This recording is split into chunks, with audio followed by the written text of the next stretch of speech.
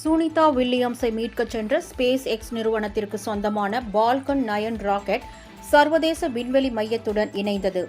கடந்த ஆண்டு ஜூன் மாதம் 5ஆம் தேதி இந்திய வம்சாவளியைச் சேர்ந்த சுனிதா வில்லியம்ஸ் சர்வதேச விண்வெளி மையத்திற்கு பயணமானார். அவருடன் விண்வெளி வீரர் புட்ச் வில்மோரும் பயணித்தார். இவர்கள் 8 நாட்கள் அங்கு தங்கியிருந்து பின்னர் பூமிக்கு திரும்ப திட்டமிடப்பட்டிருந்தது. ஆனால் அவர்கள் சென்ற ராக்கெட் பழுதடைந்ததால் அந்த முயற்சி தோல்வி அடைந்தது.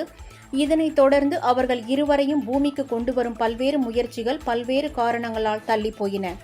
இந்நிலையில் ஸ்பேஸ் எக்ஸ் நிறுவனத்திற்கு சொந்தமான பால்கன் 9 ராக்கெட் 4 விண்வெளி வீரர்களுடன் நேற்று விண்ணில் பாய்ந்தது.